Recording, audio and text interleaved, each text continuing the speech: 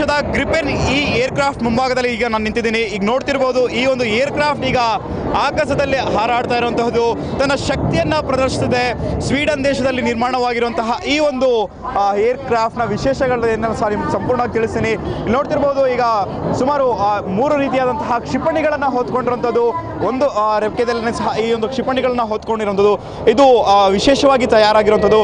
ಕಳೆದ 8 ತಿಂಗಳ ಹಿಂದಷ್ಟೇ ಇದು ರೋಲ್ ಔಟ್ ಸಹ ಆಗಿರುವಂಥದ್ದು. ಈ ಒಂದು ಗ್ರಿಪೆನ್ ಈ ಏರ್ಕ್ರಾಫ್ಟ್ ಸ್ವೀಡನ್ ದೇಶದಲ್ಲಿ ನಿರ್ಮಾಣವಾಗಿರುವಂತಹದ್ದು. ಸೊ ಸುಮಾರು 14,600 kg ತೂಕವನ್ನು ಹೊತ್ಕೊಂಡು 1,400 ಕಿಲೋಮೀಟರ್ ಗಂಟೆಗೆ ಹೋಗುವಂತಹ ಶಕ್ತಿ ಈ ಒಂದು ಗ್ರಿಪೆನ್ ಏರ್ಕ್ರಾಫ್ಟ್. ಮೊದಲನೇದಾಗಿ ನಿಮಗೆ ತೋರಿಸೋದಾದರೆ, ಈ ಒಂದು ಏರ್ಕ್ರಾಫ್ಟ್ನ ಒಳಭಾಗದಲ್ಲಿ ಮೊದಲೆಲ್ಲನೂ ಸಹ ಸಂಪೂರ್ಣವಾಗಿ ಕ್ಲಾಕ್ಸ್ ಎಲ್ಲ ಇರ್ತಿತ್ತು, ಆದರೆ ಇದೆಲ್ಲನೂ ಸಹ ಡಿಜಿಟಲೈಸ್ ಆಗಿರುವಂಥದ್ದು.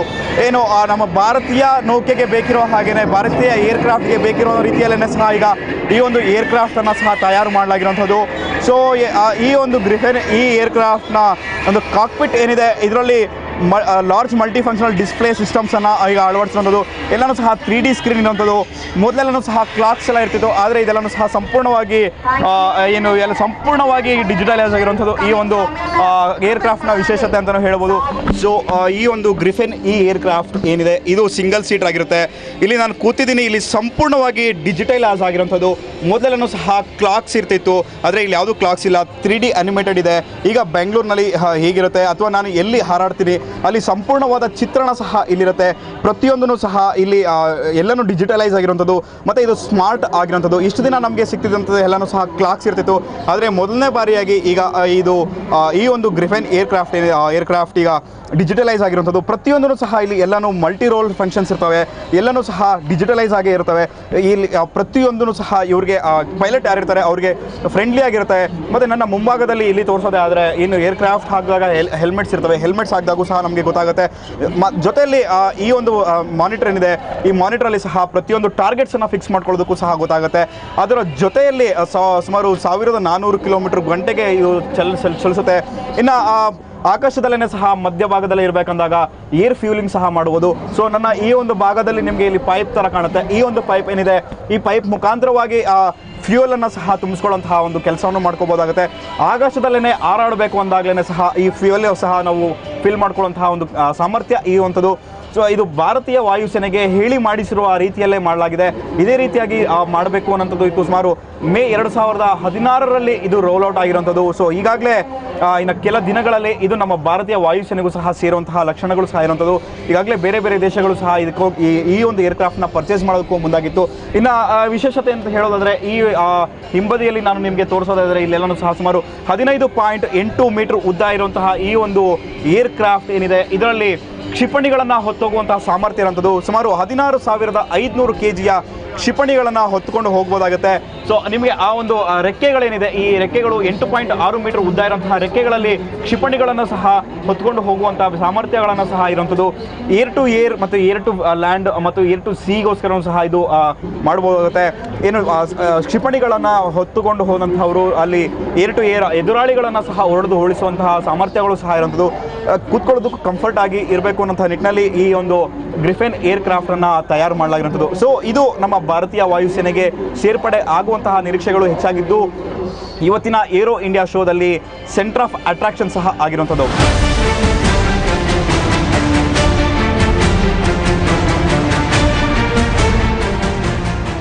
ಏಷ್ಯಾದ ಪ್ರೀಮಿಯರ್ ಏರ್ ಶೋ ಇಂಡಿಯಾದಲ್ಲಿ ನಡೀತಿರುವಂತಹ ಇಂಡಿಯನ್ ಏರ್ ಶೋದಲ್ಲಿ ಈಗಾಗಲೇ US ಅಮೆರಿಕಾ ದೇಶದ ಒಂದು ಸೇನೆ ಒಂದು ಸಾಹಸವನ್ನು ಪ್ರದರ್ಶಿಸ್ತಾ ಇರುವಂಥದ್ದು. ಈಗ ನೀವು ನೋಡ್ತಿರಬಹುದು, ಆಗಸದಲ್ಲಿ ಈಗ ಸೈನಿಕರೆಲ್ಲ ಸಹ ಈಗ ಪ್ಯಾರಾಚೂಟ್ಗಳ ಮುಖಾಂತರವಾಗಿ ಹಾರ್ತಾ ಇರೋವಂಥದ್ದು. ಅಮೆರಿಕದ C-132 ಯುದ್ಧ ವಿಮಾನದಲ್ಲಿ, ಕಾರ್ಗೋ ಯುದ್ಧ ವಿಮಾನದಲ್ಲಿ ಈಗಾಗಲೇ ಸುಮಾರು 10,000 ಮೈಲುಗಳ ಅಡಿಯಲ್ಲಿ ಈಗ ಹಾರಾಟ ನಡೆಸಿದ್ದು, ಅಲ್ಲಿಂದ ಈಗ ಹಾರಿರುವಂಥದ್ದು. ಆಗಸದಿಂದ ಜಿಗಿಯೋ ಮುಖಾಂತರವಾಗಿ ತಮ್ಮ ಒಂದು ಸಾಹಸವನ್ನು ಪ್ರದರ್ಶನ ಮಾಡ್ತಿರೋಂಥದ್ದು. ಒಟ್ಟು ಈಗ 7 ಜನ ಈಗ ಆಗಸದಲ್ಲಿ ಹಾರಾಡ್ತಿರೋಂಥದ್ದು. ನೀವು ಮೇಲೆ ನೋಡ್ತಿರಬಹುದು, ಮೇಲೆ ತಿರುಗಾಡ್ತಿರೋಂಥದ್ದು. ಕೆಲವರಿಗೆಲ್ಲನೂ ಸಹ ಕಂಟ್ರೋಲ್ ಸಿಕ್ಕಿದೆ, ಕೆಲವರಿಗೆಲ್ಲನೂ ಗಾಳಿ ಹೆಚ್ಚಾಗಿರೋದು ಕಂಟ್ರೋಲಬಲ್ ಸಿಗದೇ ಇರುತ್ತೆ. ಅದನ್ನು ಸಹ ಕಂಟ್ರೋಲ್ ಸಿಗದಿದ್ದಾಗೂ ಸಹ ಅದನ್ನು ಕಂಟ್ರೋಲ್ ಮಾಡಿಕೊಂಡು ಮತ್ತೆ ಲ್ಯಾಂಡ್ ಆಗುವಂತಹ ಒಂದು ಪ್ರದರ್ಶನ ಸಹ ನೀಡುವಂಥದ್ದು. ನೋಡುಗರಿಗೆ ಪ್ರತಿ ಕ್ಷಣವೂ ರೋಮಾಂಚನಕಾರಿಯಾಗಿರುತ್ತೆ. ಈ ಮಟ್ಟದಲ್ಲಿ ಹಾರಾಡಬೇಕು ಅಂದಾಗ ಈ ಬಿಸಿಲಲ್ಲಿ ಮತ್ತು ಗಾಳಿಯಲ್ಲಿ ಹೆಚ್ಚಿನ ಗಾಳಿ ಇರ್ತವೆ. ಈ ಗಾಳಿಯಲ್ಲಿ ಹಾರಾಡಬೇಕು ಅನ್ನೋಂಥದ್ದು ಅಷ್ಟು ಸುಲಭ ಅಲ್ವೇ ಅಲ್ಲ. ಆದರೆ ಅಮೇರಿಕಾ ದೇಶದ ಈಗ ನೌಕೆ ಈ ಯೋಧರು ಈಗ ತೋರಿಸಿರುವಂತಹ ಪ್ರದರ್ಶನ ಸಹ ಸಾಕಷ್ಟು ಕುತೂಹಲ ಸಹ ಮೂಡಿರುವಂಥದ್ದು.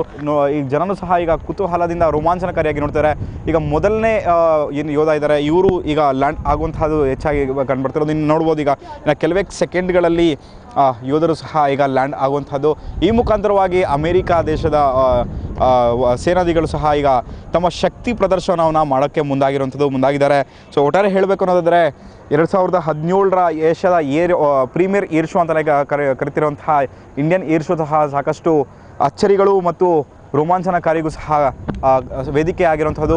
ವಿವಿಧ ದೇಶಗಳು ಸಹ ಈಗ ಪಾಲ್ಗೊಂಡು ಅವರು ಸಹ ಶಕ್ತಿ ಪ್ರದರ್ಶನವನ್ನು ಮಾಡ್ತಿರುವಂಥದ್ದು. ಒಟ್ಟಾರೆ ಹೇಳಬೇಕು ಅನ್ನೋದಾದರೆ ಈ ವರ್ಷದ 3ನೇ ದಿನ ನಡೀತಿರುವಂತಹ ಏರ್ ಶೋದಲ್ಲಿ ಸಾಕಷ್ಟು ಕುತೂಹಲ ವಿಚಾರಗಳು ಸಹ ಇತ್ತು. ಅದರ ಜೊತೆಯಲ್ಲಿ ವಿವಿಧ ಸೇನಾ ತುಕಡಿಗಳು ಅವರವರ ದೇಶದ ಶಕ್ತಿ ಪ್ರದರ್ಶನ ಮಾಡೋ ಮುಖಾಂತರವಾಗಿ ನೆರೆದಿರೋರನ್ನು ಸಹ ಥ್ರಿಲ್ಗೊಳಿಸಿದ್ದಾರೆ.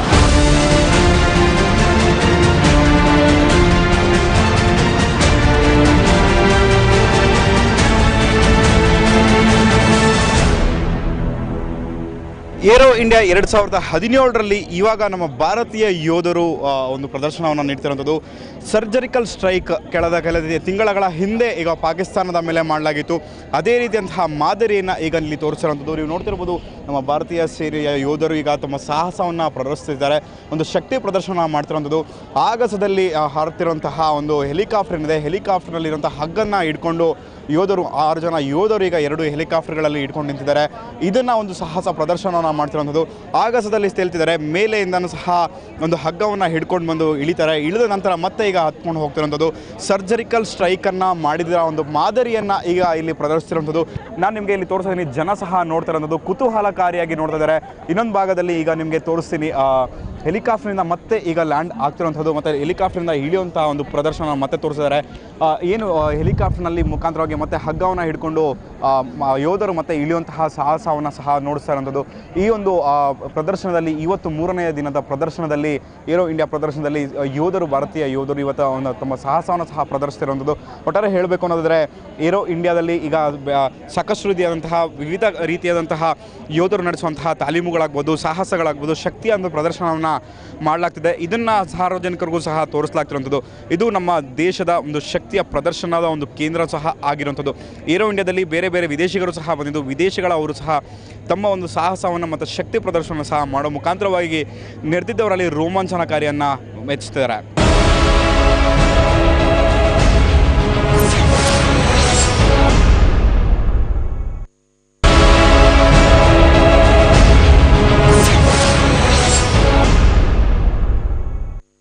ನೀವು ಏರೋ ಇಂಡಿಯಾ ಪ್ರದರ್ಶನದಲ್ಲಿ ಕೇವಲ ಯುದ್ಧ ವಿಮಾನಗಳನ್ನು ಅಷ್ಟೇ ನೋಡಿರ್ತೀರ, ಆದರೆ ನಾವೀಗ ಹಾರುವ ಅರಮನೆಯನ್ನು ತೋರಿಸ್ತೀವಿ. ಒಂದು ವಿಶೇಷವಾದಂಥ ವಿಮಾನವನ್ನು, ಆ ವಿಮಾನದ ಒಳಗಡೆ ನಿಮ್ಮನ್ನು ಕರ್ಕೊಂಡು ಹೋಗ್ತೀನಿ, ಬನ್ನಿ.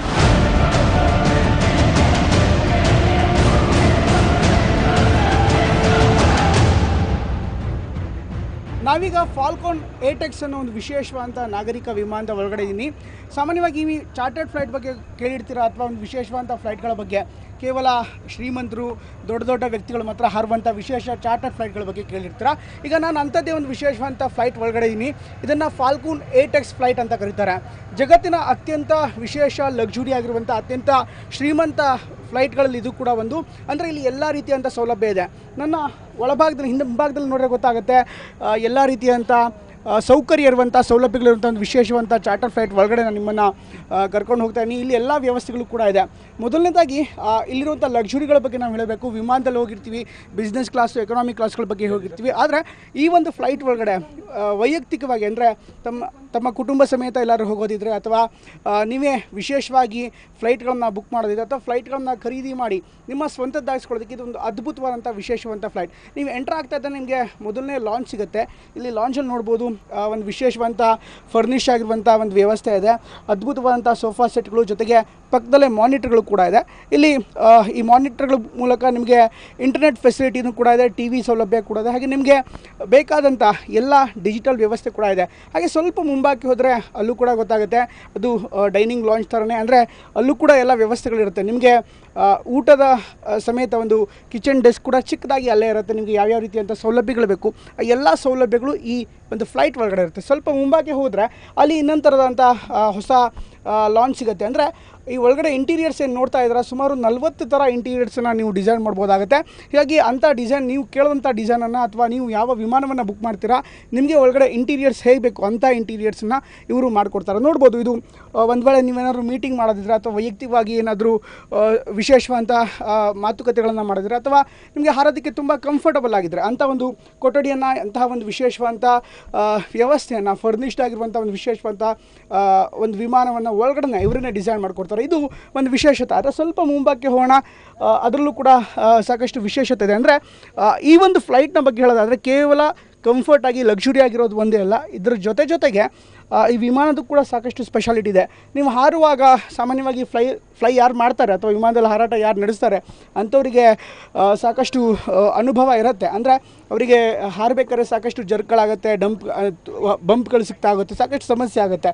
ಆದರೆ ಇಲ್ಲಿ ನೋಡ್ರೆ ಈ ಒಂದು ಫ್ಲೈಟಲ್ಲಿ ನೀವೇನಾದರೂ ಟ್ರಾವೆಲ್ ಮಾಡಿದ್ರೆ ನಿಮಗೆ ಯಾವುದೇ ರೀತಿಯಂಥ ಅನುಭವ ಆಗಲ್ಲ. ಅಷ್ಟೊಂದು ಮಟ್ಟಿಗೆ ಅಷ್ಟೊಂದು ಕುಶನ್ ತುಂಬ ಚೆನ್ನಾಗಿರುತ್ತೆ. ಹೀಗಾಗಿ ಇದನ್ನು ನೀವು ನೋಡ್ತಾ ಇದ್ದೀರಾ. ಇನ್ನು ಸ್ವಲ್ಪ ಮುಂಬಕ್ಕೆ ಹೋದರೆ ಕಾಕ್ಪಿಟ್ ಏರಿಯಾ ಸಿಗುತ್ತೆ ನಿಮಗೆ. ಇದು ಕೂಡ ಅತ್ಯಾಧುನಿಕ ಸೌಲಭ್ಯಗಳಿರುವಂಥ ಒಂದು ವಿಶೇಷವಾದಂಥ ವಿಮಾನ ಆಗಿರುವಂಥ ಹಿನ್ನೆಲೆ ಸಂಪೂರ್ಣವಾಗಿ ಎಲ್ಲವೂ ಡಿಜಿಟಲೈಸ್ ಆಗಿದೆ. ಇಲ್ಲೆಲ್ಲವೂ ಕೂಡ ಡಿಜಿಟಲೈಸ್ ಆಗಿದ್ದು ಪ್ರತಿಯೊಂದು ಕೂಡ, ಅಂದರೆ ಈ ವಿಮಾನ ವಿಶೇಷತೆ ಅಂದರೆ ಕೆಳಗಡೆ ಸೆನ್ಸರ್ಸ್ಗಳು ಕೂಡ ಇದೆ. ಅಂದರೆ ಕೇವಲ ಒಳಗಡೆ ಒಂದೇ ಅಲ್ಲ, ಈ ಫ್ಲೈಟ್ನ ಮುಂಭಾಗದಲ್ಲಿ 2 ಕ್ಯಾಮ್ರಾ ಜೊತೆಗೆ 2 ವಿಶೇಷವಾದಂಥ ಸೆನ್ಸರ್ಗಳು ಕೂಡ ಇರುತ್ತೆ.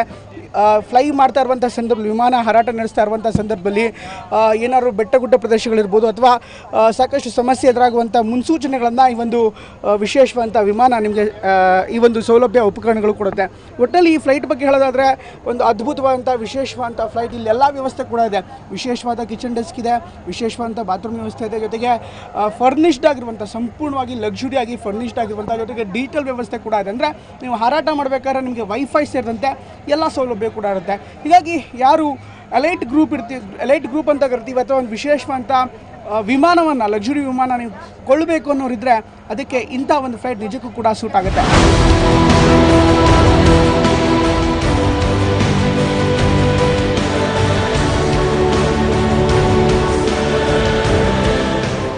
ಪ್ರತಿ ರಾಷ್ಟ್ರಗಳಿಗೂ ತನ್ನ ಗಡಿಯನ್ನು ಕಾಯುವುದು ಅಂದರೆ ಸಾಕಷ್ಟು ಕಷ್ಟಕರವಾದಂತಹ ಕೆಲಸ. ದಿನದ 24 ಗಂಟೆಗಳು ಸಹ ಯೋಧರು ಗಡಿಗಳ ಹತ್ರ ಕಣ್ಣಿಗೆ ಎಣ್ಣೆ ಬಿಟ್ಕೊಂಡು ನಿಂತು ಕೆಲಸ ಮಾಡುವಂತಹ ಪರಿಸ್ಥಿತಿ ಈಗ ಇರುವಂತಹದ್ದು.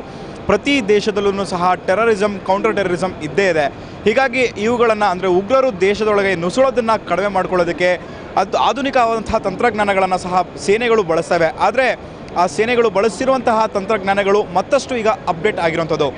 ಬೆಂಗಳೂರಿನಲ್ಲಿ ನಡೀತಿರುವಂತಹ ಏರೋ ಶೋನಲ್ಲಿ ಈಗಾಗಲೇ ವಿವಿಧ ರೀತಿಯಾದಂತಹ ಟೆಕ್ನಾಲಜಿಗಳು ಈಗ ಪ್ರದರ್ಶನ ಆಗಿರುವಂಥದ್ದು. ಅದರಲ್ಲಿಗೂ ಈಗ ಬಾರ್ಡರ್ ಸೆಕ್ಯೂರಿಟಿ ಫೋರ್ಸ್ಗಳಿಗೆ ಬೇಕಿರುವ ರೀತಿಯಲ್ಲಿ ಒಂದು ವಿಶೇಷವಾದ ಲಾರೋಸ್ ಅನ್ನೋಂತಹ ಕಿಟ್ ರೆಡಿ ಆಗಿರೋದು. ಈ ಒಂದು ಕಿಟ್ನ ಮಹತ್ವ ಏನು ಅಂತಂದರೆ, ಯಾವುದೇ ಗಡಿ ಭಾಗಗಳಲ್ಲಿ ನಿಂತಿದ್ರೂ ಸಹ ಏನು ಶತ್ರುಗಳು ಓಡಾಡ್ತಿದ್ದಾರೋ ಅಥವಾ ಆ ಗಡಿ ಭಾಗದಲ್ಲಿ ಯಾವ ರೀತಿ ಇರ್ತವೆ ಅನ್ನೋದನ್ನು ತೋರಿಸೋದಕ್ಕೋಸ್ಕರವಾಗಿ ಈ ಒಂದು ಲಾರೋಸ್ ಕಿಟ್ ರೆಡಿ ಆಗಿರುವಂಥದ್ದು. ವ್ಯೂ ಫೈಂಡರ್ ರೀತಿಯಲ್ಲೇ ಇರುತ್ತವೆ. ಮೊದಲೆಲ್ಲೂ ಸಹ ಈಗ ನಮ್ಮ ಭಾರತ ದೇಶದಲ್ಲಿ ಈ ಒಂದು ಸ್ಟ್ಯಾಂಡ್ ಇರ್ತಿತ್ತು. ಈ ಸ್ಟ್ಯಾಂಡ್ನ ಪಕ್ಕದಲ್ಲೇ ಈ ಥರ ಒಂದು ಏನು ರಾತ್ರಿ ನೋಡೋದಕ್ಕೆ ನೈಟ್ ವಿಷನ್ ಕ್ಯಾಮರಾ, ಬೆಳಿಗ್ಗೆ ಹೊತ್ತು ನೋಡೋದಕ್ಕೆ ವಿವಿಧ ರೀತಿಯಂತಹ ಕ್ಯಾಮರಾ, ಜೊತೆಲಿ ಸೆನ್ಸಾರ್ಗಳು ಇರ್ತಿದ್ವು. ಅದೆಲ್ಲನೂ ಸಹ ಸಪ್ರೇಟ್ ಆಗಿರ್ತಿತ್ತು. ಅದನ್ನು ಈಗ ಮಾಡಿಫೈಡ್ ಮಾಡಿ ಈಗ ಒಂದೇ ಒಂದು ಕಿಟ್ನಲ್ಲಿ ಮಾಡಿರೋಂಥದ್ದು. ಸೊ ಈ ಒಂದು ಲಾರೋಸ್ ಅಂದರೆ ದೂರದೃಷ್ಟಿ, ಸುಮಾರು 20 ಕಿಲೋಮೀಟರ್ ತನಕನೂ ಸಹ ಯಾವುದೇ ಒಂದು ಸೇನೆಗಳು ಬಂದರೂ ಸಹ, ಯಾರೇ ಯುದ್ಧಕ್ಕೆ ಮುಂದಾದರೂ ಅಥವಾ ಯಾರೇ ನುಸುಳಿದ್ರು ಸಹ ಅವರನ್ನು ಹಿಡಿಯೋ ರೀತಿಯಲ್ಲಿ ಇದು ಗೊತ್ತಾಗುತ್ತೆ. ಇದನ್ನು ಕಂಟ್ರೋಲ್ ಮಾಡೋದಕ್ಕೋಸ್ಕರವಾಗಿ ಈ ಒಂದು ಕಿಟ್ ಇರ್ತಿತ್ತು. ಈ ಕಿಟ್ನಲ್ಲಿ ಮುಖಾಂತರವಾಗಿ ಕಂಟ್ರೋಲ್ ಮತ್ತು ಅವ್ರು ಎಲ್ಲೆಲ್ಲಿದ್ದಾರೆ, ಹೇಗಿದ್ದಾರೆ ಅನ್ನೋದನ್ನು ಪ್ರತಿಯೊಂದನ್ನು ಸಹ ಅಬ್ಸರ್ವ್ ಮಾಡ್ಬೋದಿತ್ತು. ಇದನ್ನು ಈಗ ಮತ್ತಷ್ಟು ಅಪ್ಡೇಟ್ ಮಾಡಲಾಗಿದೆ. ಇನ್ನೊಂದು ವರ್ಷನ್ ಬಂದಿರೋದಂದರೆ remote control system for thermal sights ಅನ್ನೋಂಥದ್ದು. ಈ ಒಂದು remote control for thermal sights ಅನ್ನೋಂತಹ ಈ ವಿಷನ್ ಕ್ಯಾಮ್ರಾಸ್ ಏನಿದೆ, ಇದು ಸಹ ವೈರ್ಲೆಸ್ ಆಗಿರುವಂಥದ್ದು.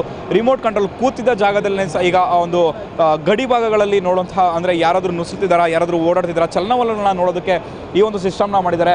ನಾನು ನಿಮಗೆ ಈಗ ಮೊದಲು ತೋರಿಸಾಗೆ ಅದು ಸಾಕಷ್ಟು ದೊಡ್ಡದಾಗಿರುವಂತಹ ಕಿಟ್ ಇತ್ತು. ಇಲ್ಲಿ ಮಾನಿಟರ್ ಎಲ್ಲ ಇದೆ. ಇದನ್ನು ಕಡಿಮೆ ಮಾಡ್ಕೊಳ್ಳೋ ಮುಖಾಂತರವಾಗಿ ಈಗ ಏನು ಸೆನ್ಸಾರ್ಗಳು ಮತ್ತು ಸಿಗ್ನಲಿಂಗ್ ಮುಖಾಂತರವಾಗಿ ಈಗ ಮಾಡ್ಕೊಳ್ತಿರೋದು. ಈ ಒಂದು ಕಿಟ್ಗೆ ಪರ್ಟಿಕ್ಯುಲರ್ ಆಗಿ ಈ ಒಂದು ಕಿಟ್ಗೆ ಈ ಲ್ಯಾಪ್ಟಾಪನ್ನು ಅಟ್ಯಾಚ್ ಮಾಡಲಾಗಿದೆ. ಈಗ ಟ್ರಾನ್ಸ್ಮಿಟರ್ಸ್ ಇರ್ತವೆ, ಒಂದು ಸೆಂಡರ್ ಮತ್ತು ರಿಸೀವರ್. ಇದು ಸೆಂಡರ್, ಈ ಒಂದು ಸೆಂಡರ್ ಮುಖಾಂತರವಾಗಿ ವಿಜುವಲ್ಸ್ನ ಆ ಕಡೆಗೆ ಕಳಿಸ್ತವೆ. ಈ ಸೆಂಡರ್ಗೆ ಈ ಒಂದು ಕ್ಯಾಮರಾಗೆ ಸೆಂಡರ್ನ ಅಟ್ಯಾಚ್ ಮಾಡಲಾಗಿರ್ತದೆ. ಸುಮಾರು 5 ಕಿಲೋಮೀಟರ್ ದೂರದವರೆಗೂ ಈ ಒಂದು ಸೆಂಡರ್ನಲ್ಲಿ ಟ್ರಾನ್ಸ್ಮಿಟರ್ನಲ್ಲಿ ಈಗ ಕೂತು ನೋಡುವಂಥದ್ದು. ಇದನ್ನೆಲ್ಲನೂ ಸಹ ಟೆಕ್ನಾಲಜಿಯನ್ನು ಇಂಪ್ರೂವ್ ಮಾಡಿದ್ದಾರೆ. ಆ ಒಂದು ಭಾಗದಲ್ಲಿ ಏನಿತ್ತು ಅದೆಲ್ಲ ಸಹ ಸಾಕಷ್ಟು ದೊಡ್ಡದಾಗಿರ್ತಿತ್ತು. ಬರೀ ಈ ಒಂದು ವಿಷನ್ ಕ್ಯಾಮ್ರಾಸ್ ಮಾತ್ರನೇ ಸುಮಾರು 20 kgಗೂ ಹೆಚ್ಚಾಗಿರುತ್ತೆ. ಅದರ ಜೊತೆಯಲ್ಲಿ ಅದು ಸ್ಟ್ಯಾಂಡ್ ಸಹ ಸುಮಾರು 30-35 kg ತನಕ ಇರ್ತವೆ. ಒಟ್ಟಿಗೆ ಅದು ಸುಮಾರು 60ರಿಂದ 70 kgಗಳು ಬರ್ತಿತ್ತು. ಅದನ್ನು ಈಗ ಮಾಡಿಫೈಡ್ ಮಾಡಿ ಮತ್ತಷ್ಟು ಚಿಕ್ಕದಾಗಿ ಮಾಡಿದ್ದಾರೆ. ಅದರ ಜೊತೆಯಲ್ಲಿ ಟ್ರಾನ್ಸ್ಮಿಟರ್ ಸಹ ತುಂಬ ಸಣ್ಣದಾಗಿರುವಂತಹ ಟ್ರಾನ್ಸ್ಮಿಟರ್ಸ್ ಮಾಡಿದ್ದಾರೆ. ಇಸ್ರೇಲ್ ಮತ್ತು ಭಾರತ ದೇಶದ ಆಲ್ಫಾ ಕಂಪನಿ ಏನು ಬೆಂಗಳೂರಿನಲ್ಲಿರುವಂತಹ ಆಲ್ಫಾ ಡಿಸೈನ್ಸ್ ಟೆಕ್ನಾಲಜಿ ಮತ್ತು ಇಸ್ರೇಲ್ ಕಂಪನಿ ಒಟ್ಟುಗೂಡಿ ಈಗ ಈ ಒಂದು ಟೆಕ್ನಾಲಜಿಯನ್ನು ತಯಾರು ಮಾಡುವಂಥದ್ದು. ಭಾರತ ಅಲ್ಲದೆ ವಿದೇಶಗಳಲ್ಲೂ ಸಹ ಒಂದು ವಿದೇಶಿ ಸೇನಾಪಡೆಗಳು ಸಹ ಇದನ್ನು ಖರೀದಿ ಮಾಡುವಂತಹ ಒಂದು ಪ್ರಕ್ರಿಯೆ ಸಹ ನಡೆಯಲಿದೆ.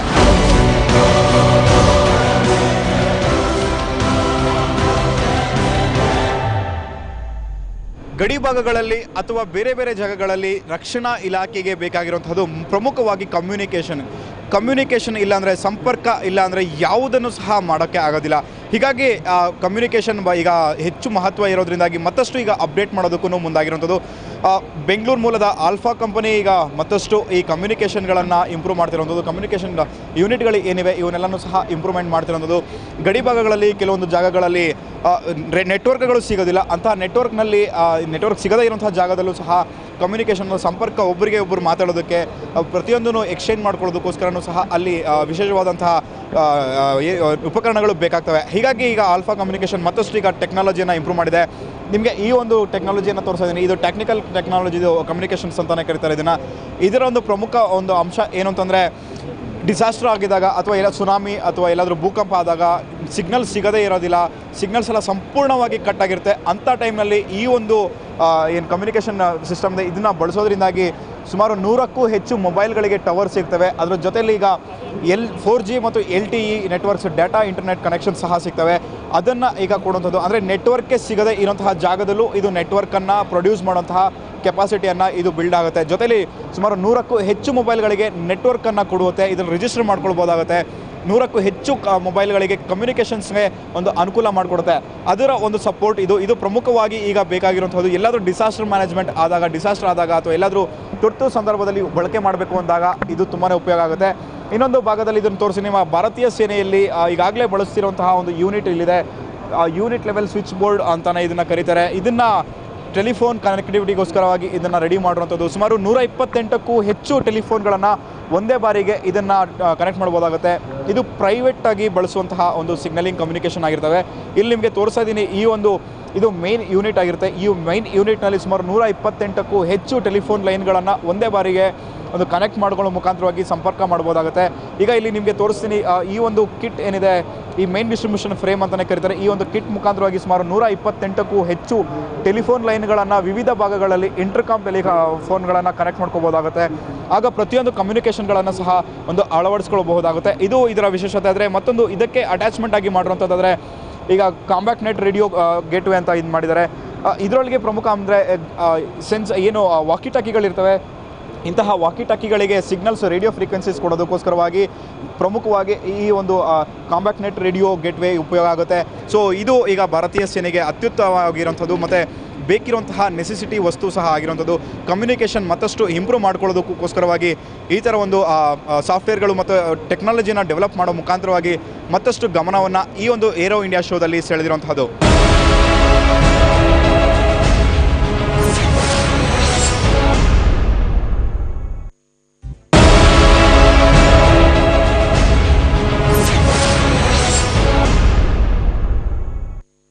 ಬೆಂಗಳೂರಲ್ಲಿ ನಡ್ತಾ ಇರುವಂಥ ಏರ್ ಶೋಗೆ ನೀವು ಬಂದರೆ ನೀವು ಮಂಗಳಂನ ಅಂಗಳಕ್ಕೆ ಕೂಡ ಹೋಗ್ಬೋದು. ಇದು ಹೇಗೆ ಸಾಧ್ಯ ಅಂತ ಹೇಳ್ತೀರಾ? ಬೆಂಗಳೂರಿನ ಈ ಏರ್ ಶೋನಲ್ಲಿರುವಂಥ HAL ಮಳಿಗೆಯಲ್ಲಿ ಒಂದು ವಿಶೇಷವಾದಂಥ ಮಾರ್ಸ್ ಅನ್ನೋ ಒಂದು ಹೊಸ ಕಾನ್ಸೆಪ್ಟ್ ನಡೆಯಿದೆ. ಅಂದರೆ ಮಂಗಳ ಗ್ರಹಕ್ಕೆ ಸಂಬಂಧಪಟ್ಟಂಥ ಒಂದು ವಿಶೇಷವಾದಂಥ ಒಂದು ಮಳಿಗೆಯನ್ನು, ಒಂದು ಹೊಸ ಡಾರ್ಕ್ ರೂಮನ್ನು ರೆಡಿ ಮಾಡಿದ್ದಾರೆ. ಸ್ಟೆಪ್ ಇನ್ ಟು ಮಾರ್ಸ್ ಅಂತ. ಅಂದರೆ ನೀವು ಒಳಗೆ ಹೋದರೆ ನಿಮಗೆ ಮಂಗಳನ ಅಂಗಳ ಹೇಗಿರುತ್ತೆ, ಯಾವ್ಯಾವ ರೀತಿಯಾದಂಥ ವಿಶೇಷತೆಗಳು ಅದಿದೆ, ಎಲ್ಲ ರೀತಿಯಾದಂಥ ಮಾಹಿತಿಗಳನ್ನು ಈ ಒಂದು ಡಾರ್ಕ್ನಲ್ಲಿ ನಿಮಗೆ ಪ್ರದರ್ಶನ ಮಾಡಲಾಗುತ್ತೆ. ನೋಡ್ಬೋದು. ಸ್ವಲ್ಪ ಮುಂದೆ ಹೋಗೋಣ. ಅಲ್ಲಿ ಈಗಾಗಲೇ ಪ್ಲೇ ಮಾಡಿದ್ದಾರೆ ಒಂದು ವಿಡಿಯೋವನ್ನು. ಯಾವ ರೀತಿ ಇದೆ ಅನ್ನೋದ್ರ ಬಗ್ಗೆ ಕೂಡ ಸಂಪೂರ್ಣವಾದಂಥ ಮಾಹಿತಿ ಈ ಒಂದು ವಿಡಿಯೋದಲ್ಲಿದೆ.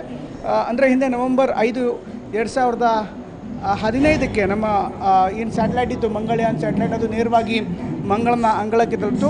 ಅದಾದ ಬಳಿಕ ಅಲ್ಲಿಂದ ಯಾವ್ಯಾವ ಸಂದೇಶಗಳು, ಸಿಗ್ನಲ್ಸ್ಗಳು ರವಾನೆ ಆಗಿದೆ, ಯಾವ ಮಾಹಿತಿ ರವಾನೆ ಆಗಿದೆ, ಇದೆಲ್ಲದರ ಬಗ್ಗೆ ಕೂಡ ಒಂದು ವಿಶೇಷವಾದಂಥ ವಿಡಿಯೋ ತುಣುಕುಗಳನ್ನು, ಜೊತೆಗೆ ಮಂಗಳನ ಮೇಲ್ಮೈ ವಾತಾವರಣ, ಜೊತೆಗೆ ಅಲ್ಲಿರುವಂಥ ಕೆಮಿಕಲ್ ಕಾಂಪೋಸಿಷನ್ ಇರ್ಬೋದು, ಜೊತೆಗೆ ಅಲ್ಲಿರುವಂಥ ಪರಿಸ್ಥಿತಿಗಳ ಬಗ್ಗೆ ಸಂಪೂರ್ಣವಾದಂಥ ಮಾಹಿತಿಯನ್ನು ಈ ಒಂದು ವಿಡಿಯೋದಲ್ಲಿ ಪ್ಲೇ ಅಪ್ ಮಾಡಲಾಗಿದೆ. ಹೀಗಾಗಿ ಇಲ್ಲಿ ಬಂದವ್ರಿಗೆ ಮಂಗಳನ ಮೇಲ್ಮೈ ಹೇಗಿದೆ, ಅಲ್ಲಿರುವಂಥ ಬೆಟ್ಟಗುಡ್ಡಗಳಿರ್ಬೋದು, ಜೊತೆಗೆ ಅಲ್ಲಿರುವಂಥ ಪರಿಸರದ ಬಗ್ಗೆ ಒಂದು ಮಾಹಿತಿಯನ್ನು ನೀಡಲಾಗ್ತದೆ. ಇದೆಲ್ಲವೂ ಕೂಡ ರಿಯಲ್ ಟೈಮ್ ವಿಡಿಯೋಗಳು, ಜೊತೆಗೆ ಸಂಪೂರ್ಣವಾದಂಥ ಮಂಗಳ ನಗರಕ್ಕೆ ಸಂಬಂಧಪಟ್ಟಂಥ ಸಂಪೂರ್ಣ ಅನುಭವವನ್ನು ಪಡೆದು ಕೆಲವು ನಿಮಿಷಗಳು, ಸುಮಾರು 4 ರಿಂದ 5 ನಿಮಿಷದ ಒಳಗಡೆ ಮಂಗಳನ ಗ್ರಹಕ್ಕೆ ಸಂಬಂಧಪಟ್ಟಂಥ ಎಲ್ಲ ಮಾಹಿತಿಗಳನ್ನು ಈ ಒಂದು ಡೈರೆಕ್ಟ್ ಫಿಲ್ಮ್ನಲ್ಲಿ ನೀಡಲಾಗುತ್ತೆ.